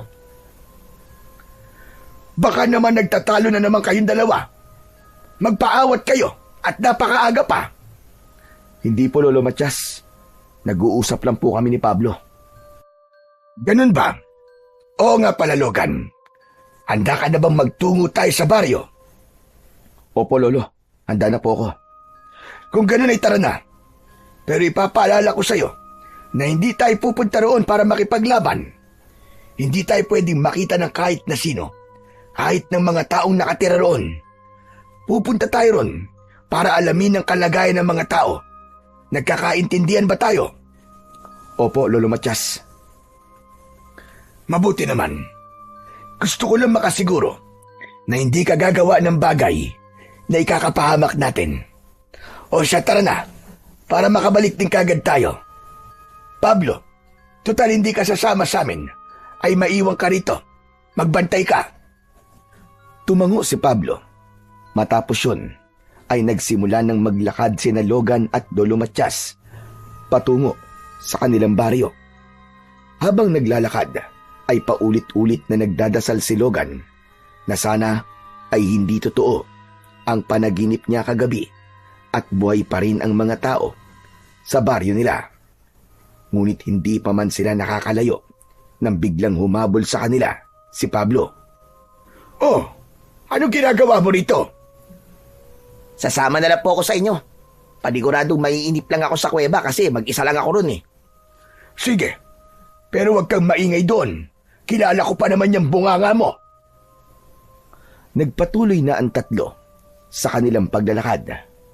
Maya-maya ay nasa unahan na ni Logan at Pablo si Lolo Matias. Oo nga pala, Logan. Tungkol dun sa mga sinabi mo sa akin kanina. Oh, anong tungkol sa mga yon? Napagtanto ko kasi na tama ka. Simula nang sinagot ka ng babaeng parehas nating nililigawan, ay inisip ko na karibal kita sa lahat ng bagay. Lalo na, nung naging mandirigma na rin ako. Wala akong ibang gusto kundi ang mahigitan ka. At dahil doon, nakalimutan ko na ang mga pinagsamahan natin bilang magkaibigan. Saka yung sinabi mo na gusto mong ibalik ang dati nating pagkakaibigan. Sa totoo lang, matagal ko nang gustong mangyari yan, kaya lang, palagi ako nauunahan ng pagiging mapagmalaki ko. Iniisip ko na baka huli na ang lahat para maging totoong magkaibigan ulit tayo. Hindi pa huli ang lahat, Pablo. Habang nabubuhay tayo at may kagustuhan tayo na ibalik ang dati, ay mangyayari pa rin ang bagay na yun. Pero ibig man sabihin yan tinatapos mo na ang pakikipagkompetensya sa akin? Oo, gusto ko na maging magkaibigan ulit tayo. Pangako, aalisin ko na ang inggit sa katawan ko. Saka sana, mapatawad mo ko sa mga hindi magagandang bagay na nagawa ko sa'yo, ha? Ano ka ba? Wala ka namang kasalanan sa akin Basta kalimutan na natin ang lahat ng hindi magagandang nangyari. Magsisimula ulit tayong dalawa bilang magkaibigan at kasama si Lolo Matias ay palalayain natin ang ating baryo mula kay Draco at sa mga alagad niya. Ayos! Salamat, Logan, ha? Talagang hindi ka pa rin nagbabago. Napakabait mo pa rin. Pwede ba kitang yakapin? Oo naman. Huwag ka lang halik, ha? Sira ulo. Napatawa ang dalawa. Huminto muna sila sa paglalakad. Nang yakapin ni Pablo si Logan, ay parehas silang naluwa. Labis ang kasiyahan ni Logan dahil alam niyang simula sa oras na yon ay bumalik na ang pagkakaibigan nila ni Pablo na matagal niya nang ipinagdadasal na mangyari. Kung meron mang isang bagay na magandang nangyari sa pagsalakay ni Draco sa kanilang baryo, masasabi niya na yun ay ang muling pagkakabuo ng kanilang pagiging magkaibigan ni Pablo. Ano ba nangyayari dyan? At mukhang nagdadrama na kayong dalawa. Aba, mukhang nagkabati na yata kayo Opo, Lolo. Okay na po kami ni Pablo. Totoo ba, Pablo? Okay na kayo ni Logan? Opo, humingi na rin po ako ng tawad kay Logan. Hindi nyo alam kung gaano ako kasaya sa ginawa niyong dalawa. Ngayon, sigurado na ako na mananalo tayo sa laban natin kay Draco dahil mas magiging matibay na ang ating puwersa. Pero mamaya na kayo mag-usap at kailangan na nating makarating sa baryo. Nang ipagpatuloy ni Logan ang kanilang paglalakad, ay magaan na ang kanyang pakiramdam. Hindi niya kayang ipaliwanag ang kasiyahang kanyang nararamdaman dahil sa wakas ay nagkaayos na rin sila ulit ni Pablo. Matapos ang ilang oras ng paglalakad, ay nakarating na sina Logan sa bukana ng gubat. Nagtago sila sa likod ng isang malaking bato at mula roon ay tanaw nila ang baryo. May mga naglalakad na mga tao na noon lamang nila nakita, kaya sigurado sila na mga aswang ang mga yon na nasaan yung tao dahil umaga pa lang. Nasaan na ang mga nakatira sa baryo natin? Bakit hindi ko sila nakikita? Hindi kaya nasa loob sila ng kanilang mga bahay at hindi pinapalabas? O maaari rin na inilagay sila sa kulungan? Napakahayop talaga ni Draco kung ganyan nga ang ginawa niya. Pero kailangan natin makasiguro kung ano nga ang nangyari sa mga tao. Pupunta ako sa baryo. Huwag kayo mag-alala dahil gagawin ko ang lahat para hindi ako makita ng mga aswang. Teka, masyadong delikado yung naiisip mong gawin, Logan. Tama si Lolo Matias, Logan. Pero yun lang ang paraan para makasiguro tayo kung buhay pa nga mga kababayan natin. Sige, kung ganun ay ako na lang ang titingin sa mga tao. Mahina ka pa, Logan eh. Kapag may nakakita sa iyong aswang, baka patayin ka nila. Isa pa, kayong dalawa ni Lolo Matias ang kilala ni Draco. Samantalang ako, hindi niya ako naaalala. Hindi ba, kayong dalawa lang ang nabanggit niya nung unang gabing umatake siya rito? Ibig sabihin, kahit nakita niya ako, ay baka isipin niya na isa lang ako sa mga taong ginawa nilang alipin. Pabor ako sa ideya mo na yan, Pablo. Logan, hayaan mo na lamang si Pablo magtungo mismo sa ating baryo. Mas malakas siya kumpara sa'yo. Kaya kung sakaling may mangyaring hindi inaasahan, ay makakalaban siya na maayos. Tumiim ang bagang ni Logan at pinag-isipan niya ang sinabi ng kanyang mga kasama. Napagtanto niya na may punto ang mga ito at hindi siya maaaring magpadala sa bugso ng kanyang damdamin ng sandaling yon. Sige, payag ako. Ikaw na magtungo sa baryo, Pablo. Pero ipangako mo na babalik ka rito kapag nakita mo na ang mga nangyayari sa mga kababaryo natin. Huwag ka mag-alala, babalik agad ako. Hindi pwedeng may masamang mangyari sa akin, no? Lalo na't bago pa lamang tayo na nagkakaayos. Kapag lumipas na ang kalating oras at wala pa rin ako, ay umalis na kayo. Pero hindi ibig sabihin nun na may masama na nangyari sa akin. Susunod ako sa inyo sa kuweba. Pangako. Sige, mag-iingat ka, Pablo. Nakangiting tumango si Pablo. Bago ito umalis, ay iniwanan nito ang pana at mga palaso nito dahil makakahalata kagad ang mga aswang kapag nakita ng mga yon na may dalang armas si Pablo. Lumabas na si Pablo sa kanilang pinagtataguan at kaswal itong naglakad palapit sa mismong baryo. Lumiko ito sa isang makipot na daan at nawala na yon sa paningin ni Logan at Lolo Matias. Matyagang naghintay si Logan sa pagbabalik ni Pablo. Ilang minuto pa lang ang nakakalipas ay nakaramdam na ng kaba si Logan para sa kanyang kaibigan. Ano na po kaya ang nangyari kay Pablo? Sundan ko na po kaya? Baka po nahuli na siya ng mga aswang eh. Kumalma ka. Ilang minuto pa lamang ang nakakalipas. Simula nang umalis si Pablo.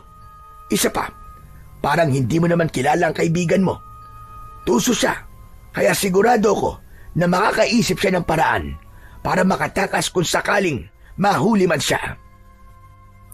Kinakabahan po ako, Lolo eh. Ngayon ko lang po napagtanto na mali yata itong naisip kong gawin natin. Mabuti na rin ito para alam natin ang nangyayari sa mga tao sa ating baryo. Ang totoo ay iniisip ko na itong gawin, pero hindi pa sana sa ngayon. Basta, ipagdasal na lang natin na makakabalik sa atin ang ligtas si Pablo. Habang naghihintay sa pagbabalik ni Pablo, ay ipinagdasal ni Logan ang kaligtasan ng kanyang kaibigan. Ngunit mas lalong tumindi ang kaba niya nang lumagpas na ang kalahating oras pero hindi pa rin bumabalik si Pablo. Lolo, nagpas na po ng kalahating oras pero wala pa rin si Pablo. Kailangan ko na po siya sundan. Pumirmi ka lang dito. Yan ang ayoko sa'yo, Logan eh. Masyado ka nagpapadala sa bugso ng iyong damdamin. Yan ang magpapahamak sa'yo, maniwala ka. Pero buhay po ng kaibigan ko maaaring nanganganib ng sandaling ito. Pasensya na. Pero sa pagkakataong ito, ay hindi niyo na po ako mapipigilan. Pupuntahan ko na po si Pablo. Tumayo na si Logan at handa na sana siyang umalis nang makita nila na mabilis na naglalakad si Pablo papunta sa kanila. Nang nasa harapan na nila si Pablo, ay doon na nakahinga ng maluwag si Logan. Salamat sa Diyos at bumalik ka na, Pablo. Abay, munti ka ng sundan ni Logan. Pasensya na kayo kung medyo natagalan ako. Hindi kasi ako maaaring bumalik kagad dito habang may mga aswang na nakatingin sa akin. Ano nakita mo? Sabihin mo sa amin, kumusta ang mga tao? Maraming nakakulong sa liwasan, pero may ilan na hindi nakakulong at nagsisilbi sa mga aswang at kay Draco. Isang aswang ang nakakita sa akin at sinabi ko na isa ako sa mga tagapagsilbi, kaya hindi siya naghinala sa akin. Mabuti naman kung ganun. Ibig sabihin, ay hindi pala totoo ang aking panaginip. Pero narinig ko na kada gabi daw ay may isang tao na inaalay kay Draco. Gabi-gabi ay isang buhay ang nawawala. Napakahayop talaga ng Draco na yun. Kailangan ko na talaga magpalakas para maaari ko na siyang makaharap. Ang mabuti pa ay sa kuweba na natin ipagpatuloy ang ating pag-uusap. Umalis na tayo bago pa may aswang na makakita sa atin. Sinunod ni Logan at Pablo ang sinabi ni Lolo Matias. Magkasama silang umalis ng tahimik, palayo sa kanilang baryo. Habang naglalakad pabalik sa kuweba, kung saan sila pansamantalang nagtatago, ay mas lalong nag-alab ang puso ni Logan sa labis na puot para kay Draco at sa mga alagad nitong aswang. Masakit para sa kanya na malaman na inaalipin at ginagawang pagkain ni Draco ang mga tao sa kanilang baryo. Kapwa pagod na pagod ang tatlo nang makarating sila sa kuweba. Naupo silang tatlo habang habol ang kanilang paghinga. Pablo, maaari bang kumuha ka ng tubig sa ilog? Saka maghanap ka na rin ng ating makakain. Kailangan nating makabawi ng lakas. Ano? Bakit akong gagawa nun? Pare-parehas lang naman tayong pagod, di ba? Aba, bakit tila nagrereklamo ka na ngayon sa gawain mo na yan? Hindi ba ikaw mismo nagsabi na sa'yo ang toka ng paghahanap ng ating pagkain? Oo nga pala. Pasensya ka na, Lolo Matias. Nakalimutan ko. Bata ka, pero makakalimutin ka na. Sige na, kumilos ka na. Sige po. Aalis po muna ako para maghanap ng pagkain nating tatlo. Nang makaalis na si Pablo, ay malakas na naisuntok ni Logan ang kanyang kamao sa lupa. Doon niya ibinuhos ang galit na kanina pa nais kumawala sa kanya. Naiintindihan ko ang nararamdaman mo, Logan. Maging ako ay galit na galit din sa mga nalaman natin kay Pablo. Hindi nararapat na maging alipin ng mga tao sa ating baryo. Higit sa lahat, hindi sila dapat maging pagkain lang ni Draco at ng mga alagad niyang aswang. Hindi ko po alam kung gaano katindi ang takot ng mga tao sa tuwing sasapit ang gabi habang iniisip nila na maaaring sila o isa sa mga mahal nila sa buhay ang kailangan mamatay. Lolo, gusto ko na pong harapin si Draco. Hindi ko na po kayang patagalin pa ang impernong nangyayari sa ating baryo. Logan Iyo, sana ay maunawaan mo na hindi pa ito ang tamang panahon. Alam kong masakit, pero kailangan nating magtiis. Hindi sapat ang ating itak para talunin si Draco. Kahit ng mga agimat na aking dala, ay alam kong walang laban kay Draco. Pero Lolo Matias, kailan pa? Kailan pa darating ang tamang panahon na yan? Kapag ba ubos na ang mga tao sa baryo natin? Kung buhay pa sana ang nagbabagang batis dito sa gubat, malamang ay maaari tayong magkaroon ng laban kay Draco. Nagbabagang batis? Parang ngayon ko lang po narinig ang salitang yan. Hindi ka pa ipinapanganak. nang matuklasan ng mga tao sa ating baryo ang nagbabagang batis dito sa gubat. Makikita mo yon kapag sinundan mo ang direksyon kung saan sumisikat ang araw. Nasa tabi yon ng dalawang magkatabi na puno ng balete. Ano po bang magagawa ng batis na sinasabi nyo? Ang nagbabagang batis ay hindi kagaya ng isang normal na batis lang. Yun ay literal na nagbabaga at nag-aapoy. Yun ay ginawa ng mga diwata upang maging instrumento para mas madaling mapatay ng isang tao ang mga aswang. Kapag inilublob mo ang iyong sandata sa nagbabagang batis, magkakaroon ng kakaibang kapangyarihan ng iyong sandata. Babalutin ito ng apoy sa tuwing ito ay gagamitin mo sa pakikipaglaban. Magiging mabisang sandata laban sa mga aswang ang sandatang na itutubog sa batis na yon. Kung ganun, kailangan po nating mapuntahan ng batis na sinasabi po ninyo. Hindi lahat ng sandatang itutubog doon ay nagkakaroon ng kapangyarihan. Pili lamang ang mga taong nabibigyan ng basbas ng nagbabagang batis, Logan. Isa pa, matagal nang wala ang nagbabagang batis dahil sa pang-abuso ng mga tao. Nagalit ang mga diwata dahil maraming tao na nabigyan ng basbas mula sa batis tapos ginamit lang sa kasamaan. Pero wala naman po mawawala kung pupuntahan po natin ang nagbabagang batis. Malay niyo po, ay muli yung lumitaw sa tagal ng panahon. Duda ako sa bagay na yan, Logan. Sigurado ko na hindi na yun muling lilitaw dahil kapag nagalit ang mga diwata ay hindi na muling ibabalik ng mga ito ang isang bagay na binawi na ng mga ito. Naputol ang pag-uusap ni Logan at Lolo Matias sa pagdating ni Pablo. May dala itong mga prutas na inilapag nito sa kanilang harapan. Grabe, nakakapagod. Ang hirap maghanap ng pagkain dito sa gubat. Sa susunod, isa naman sa inyo maghanap ha.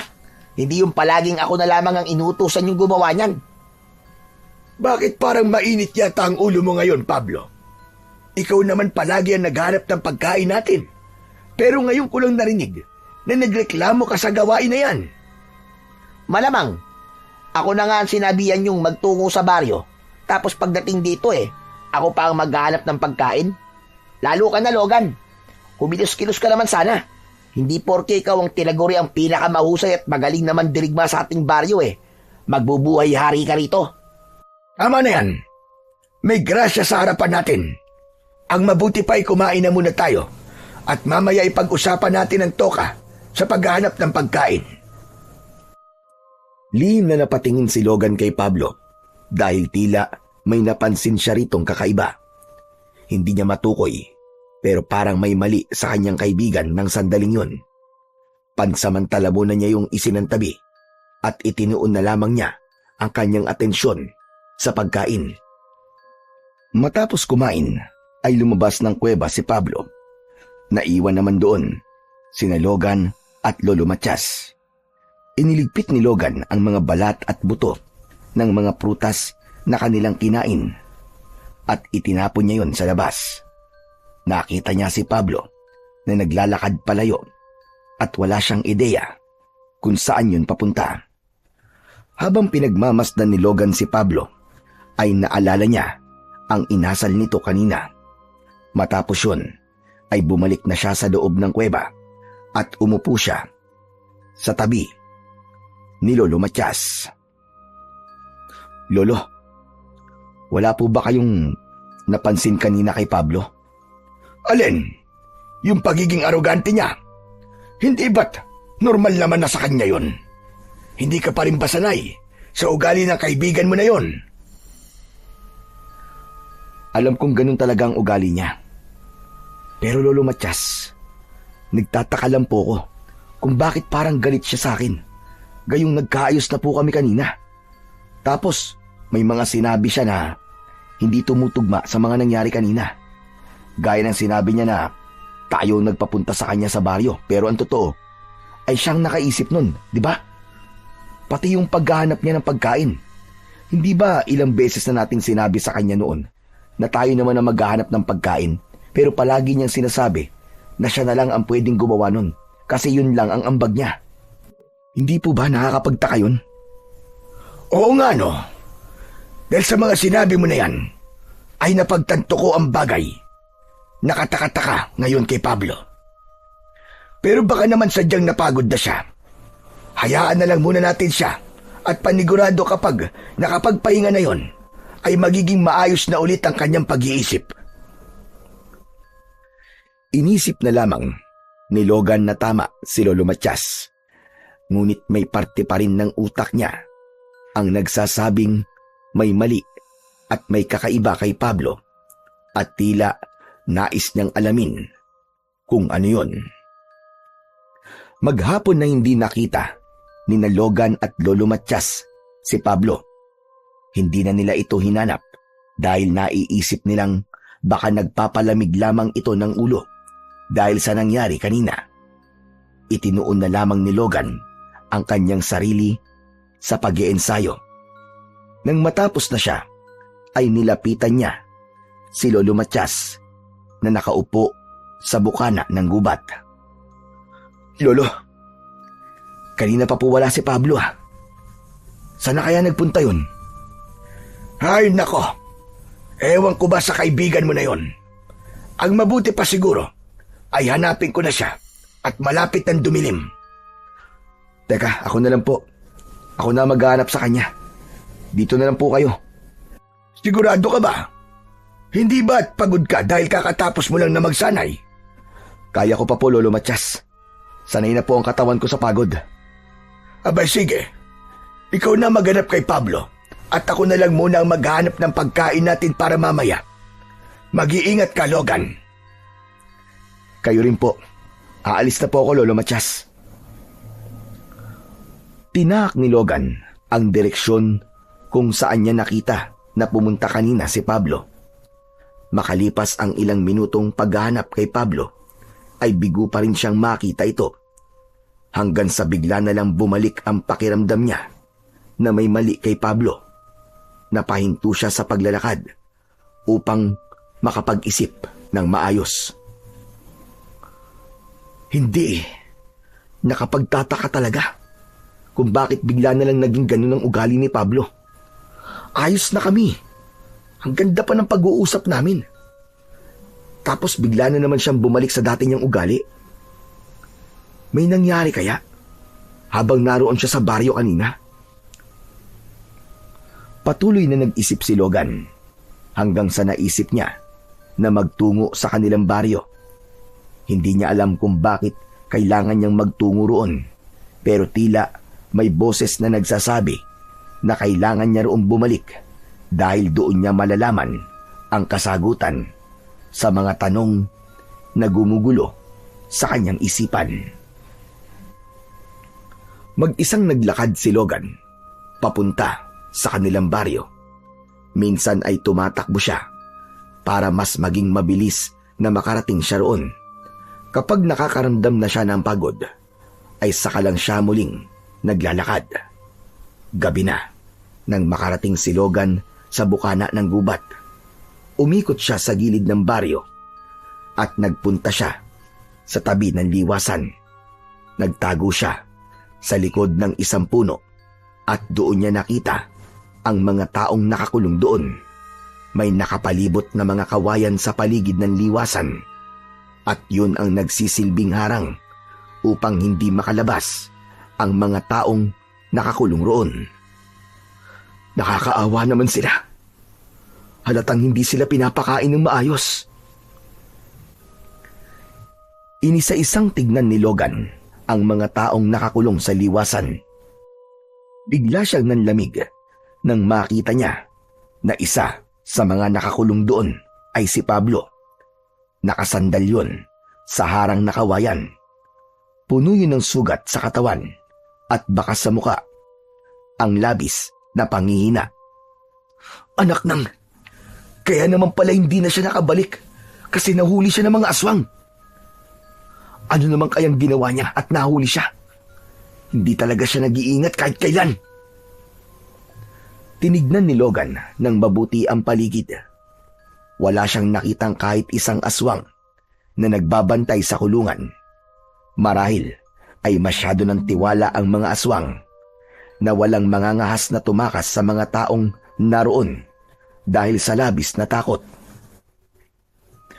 Isang malalim na paghinga ang pinakawalan ni Logan bago siya nagsimulang maglakad ng tahimik palapit sa gilid ng kulungan.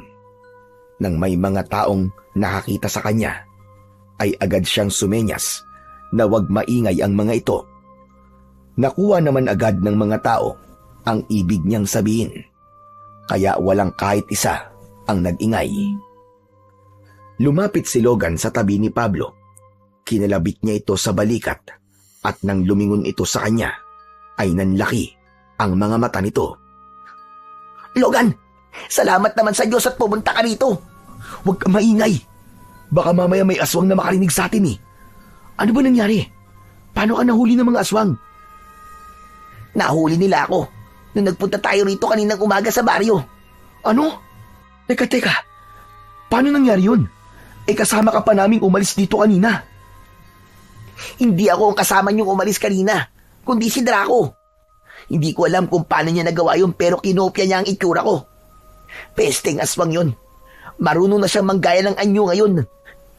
Kahit nga yata hayop, kaya niyang gayahin eh. Anak nang, kung ganun, si Draco ang kasama namin ni Lolo Matias kanina pa. Kaya pala iba ang ugali mo. Parang galit na galit ka sa akin. Kahit na nagkaayos sa tayo. Humingi kasi si Draco ng impormasyon tungkol sa akin para maging epektibo ang pagpapanggap niya. Sinadya ko namang sabihin na galit ako sa'yo para magtaka ka kung bakit ganun ang pakikitungo ko sa'yo. Salamat naman at napansin mo yun dahil alam kong yun ang dahilan kung bakit ka nandito ngayon. Tama ka, Pablo. Pero si Lolo Matias, mag-isa lang siya sa kuweba. Baka kung ano na nangyayari sa kanya dahil nandun si Draco. Bumalik ka na muna ron, Logan. Iligtas mo muna si Lolo Matias. Ayos lang kami rito. Sige na, bilisan mo na. Ang sabi niya sa akin ay balak niya kayong patayin ni Lolo ngayong gabi. Hindi na nga nagsayang ng oras si Logan at mabilis siyang tumakbo pabalik sa kuweba ng kadiliman. Kulang na lang ay lumipad siya sa labis na pagmamadali. Hindi niya lubos maisip na nagawa silang maisahan ni Draco. Walang niya ka. Napakatuso mo talaga, Draco. Subukan mo lang na may gawing hindi maganda kay Lolo Matias.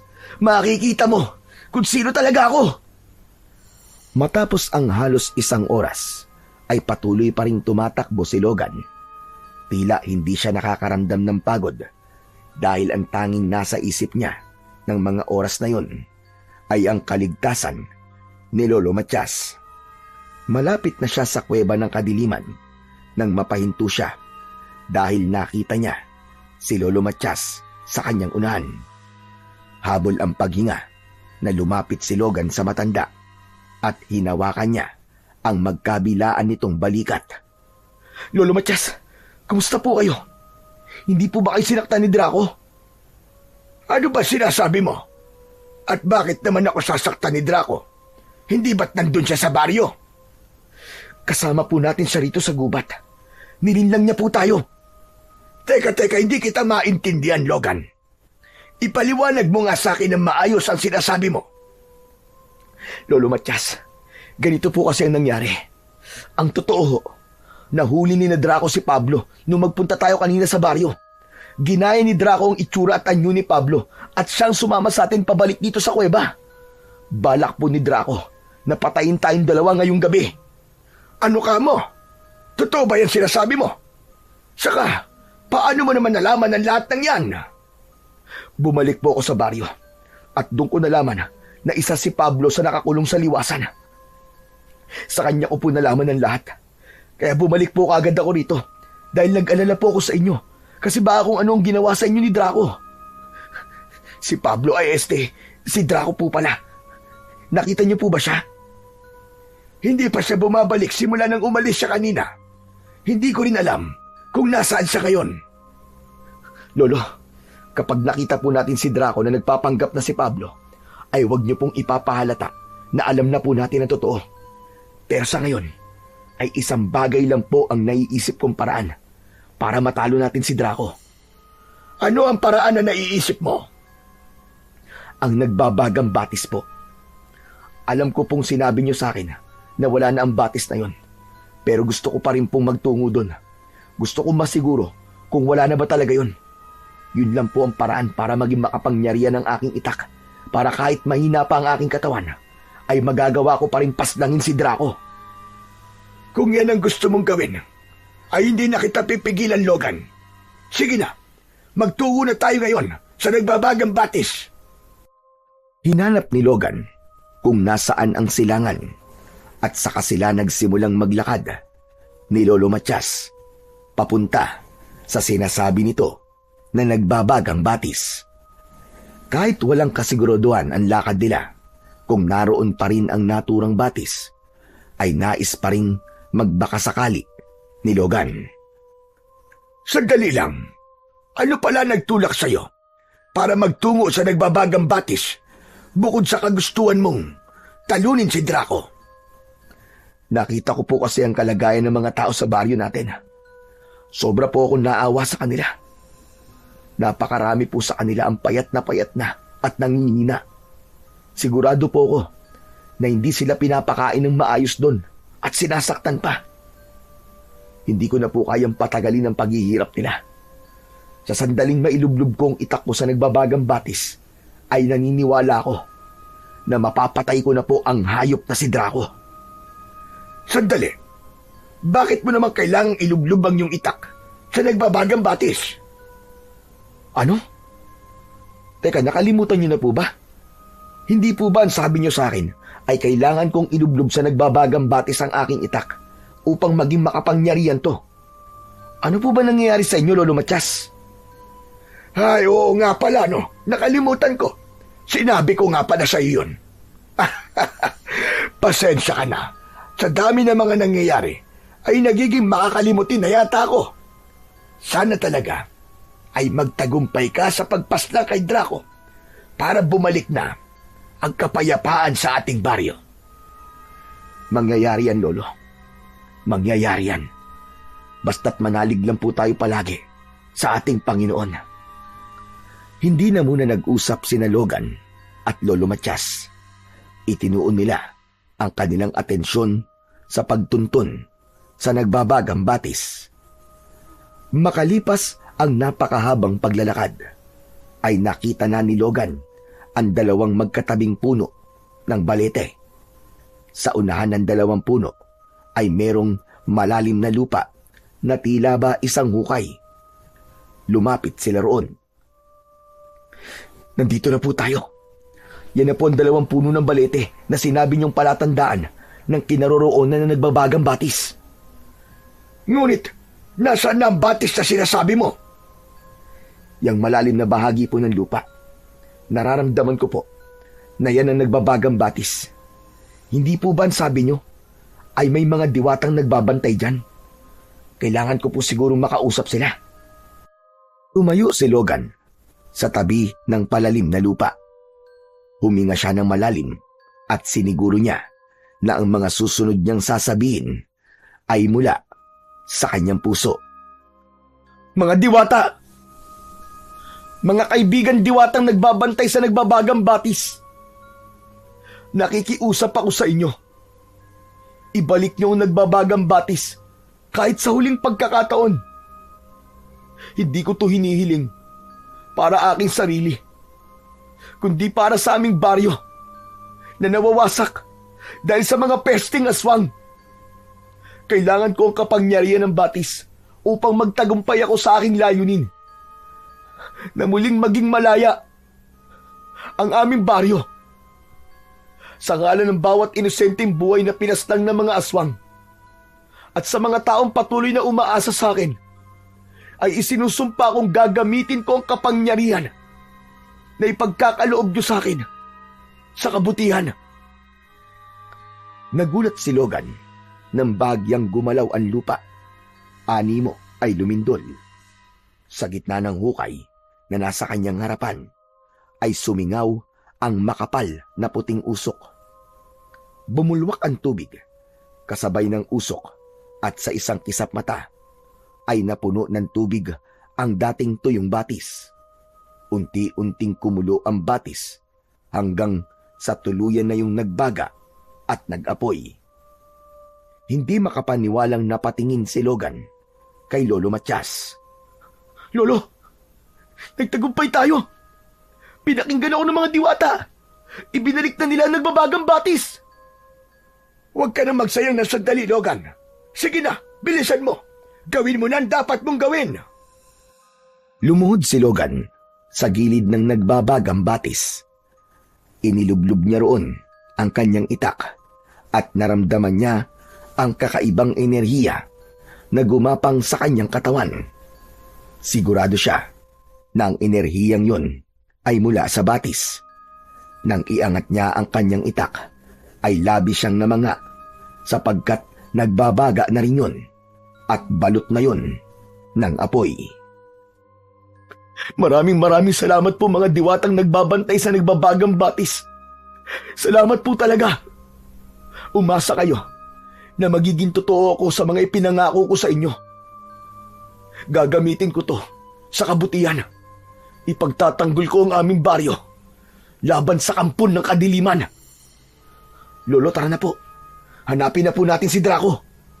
Sandali lang, Logan. Maaari ko bang mahawakan ng iyong itak? Ano po? Pero bakit po, Lolo Matias? Kailangan pa ba ng dahilan para ipahawak mo sa akin yan? Sundin mo na lang ako. Pero hindi ko po alam kung maaari ko ba itong ipahawak sa inyo. Baka po, mawala kapangyarihan ito pag pinahawak ko sa ibang tao. Huwag ka nang marami sinasabi.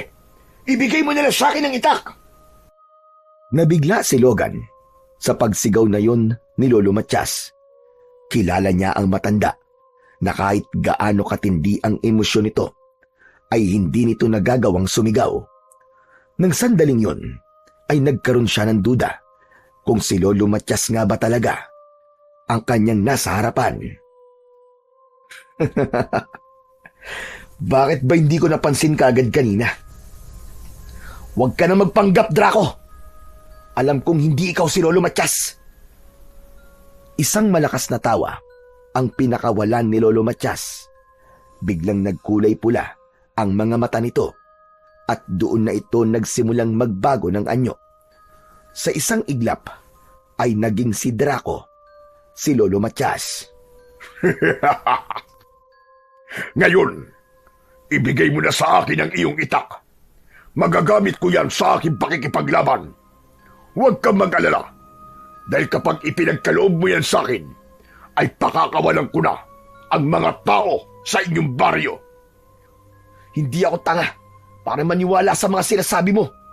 Humanda ka, dahil katapusan mo na, Draco! Biglang sumugod si Draco.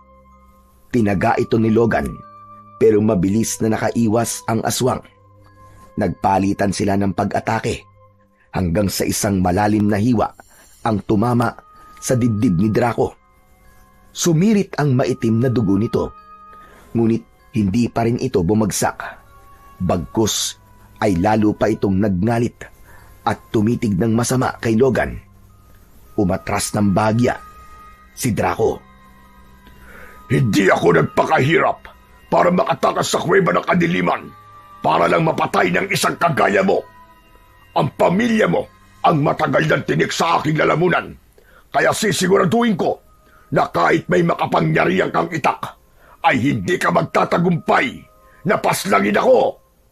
At hindi rin ako papayag na hindi kita mapapaslang bago sumikat ang araw. Sandali lang. Hindi ba't nang nilublob mo yung itak mo sa nagbabagang batis ay naging makapangyarihan ito? Ano kaya ang mangyayari kung ako mismo ang lumublob sa batis? Anong sinasabi mo? Marahil kapag ginawa ko yun, ay mas magiging malakas at makapangyarihan ako. Ako na ang hihirangin na pinakakinatatakutang aswang sa balat ng lupa. At kahit ang itak na hawak mo, ay hindi ako magagawang patayin.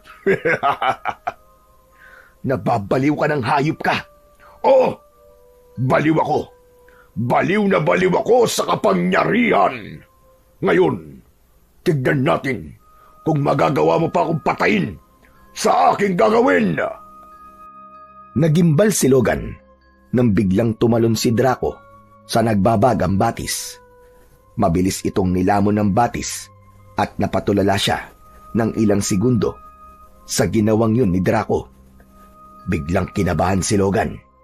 Naisip niya na kung magiging mas malakas nga si Draco, ibig sabihin ay wala na silang magiging laban dito kahit ano pang makapangyarihang sandata ang kanilang gamitin. Nang sandaling yun, ay dumating na si Lolo Matias. Sabi ko na nga ba, at nandito ka. Diyos ko, ano ito? Ang nagbabagang batis, bumalik na. Lolo, ginaya po kayo ni Draco. Akala ko po ay kayo siyang. Ano ka mo? Mahabang kwento po. Pero sa ngayon, ay inilublob po ni Draco ang sarili niya sa nagbabagang batis. Ang sabi niya, ay magiging makapangyarihan daw siya kapag ginawa niya yon. Napatingin sina Logan at Lolo Matias sa batis. Nang mula roon, ay unti-unting umahon si Draco. May nakakatakot na ngising nakapaskil sa mukha ng aswang. Tumayo si Draco sa gilid ng nagbabagang batis. Nararamdaman ko na. Nararamdaman ko na ang kapangyarihan na ipinagkaloob sa akin ng batis. Ngayon, humanda kayong dalawa. Dahil katapusan nyo na! Nagsimulang humakbang si Draco, papalapit kina Logan at Lolo Matias. Lolo, sige na po. Umalis na kayo. Ako na ang bahala sa kanya. Ako ang haharap sa kanya. Hindi. Hindi kita iiwan. Dalawa tayong haharap sa kanya at papatay. Ngunit nabigla si Draco dahil sa bawat pagakbang nito ay may mga nalalaglag na parte ng laman nito. Una ay sa binti. Sunod naman ay sa braso. Hanggang sa maging ang laman nito sa pisngi ay nalalaglag na rin. Unti-unting bumagal ang paghakbang ni Draco. Sandali!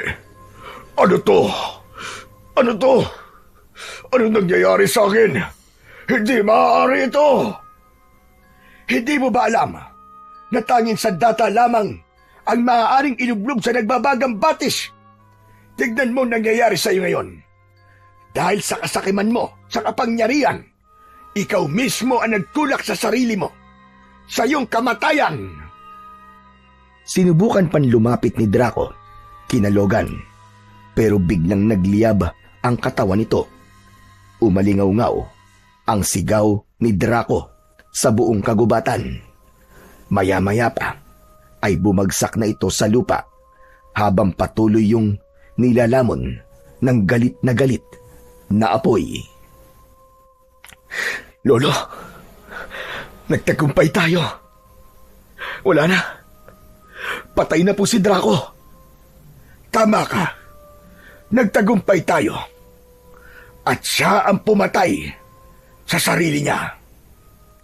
Kung ganun po, malaya na tayo. Malaya na po ang ating baryo.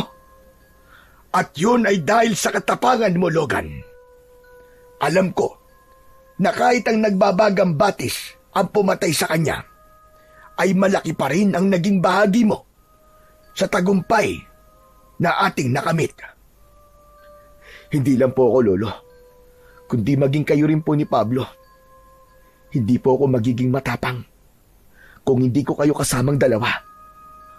Bago umalis sa lugar na yon, sina Logan ay nakita nilang muling nawala ang nagbabagang batis. Nang ipasok ni Logan ang kanyang itak sa kaluban nito, ay nawala na ang apoy nun. Nagsimula na silang maglakad pabalik sa kanilang baryo, at habang naglalakad ay ipinaalam ni Logan kay Lolo Matias ang lahat ng nangyari upang maunawaan ito kung bakit nakakulong sa baryo nila si Pablo. Pagbalik ni Logan at Lolo Matias sa baryo, ay nakita nila ang mga walang buhay na alagad na aswang ni Draco na nakahandusay sa lupa. Doon nila napatunayan na ang buhay ng mga ito ay konektado sa pinuno nila na si Draco. Agad nilang pinalaya ang mga taong nakakulong at labis ang naging kasiyahan ng lahat nang malaman ng mga ito na wala na ang kinatatakutan nilang aswang na si Draco. Sa mga sumunod na araw ay mas naging matatag ang pagkakaibigan ni Logan at Pablo, habang ang kapangyarihang kaloob ng nagbabagang batis ay nanatili pa rin sa itak ni Logan bilang paalala ng tungkulin niyang protektahan at ipagtanggol ang kanilang baryo laban sa lahat ng uri ng kasamaan, lalong-lalo na sa mga aswang. Nang dahil sa mga nangyari, ay mas tumindi ang paniniwala ni Logan na hindi kailanman magtatagumpay ang kadiliman hanggat may mga handang lumaban para sa liwanag at kabutihan.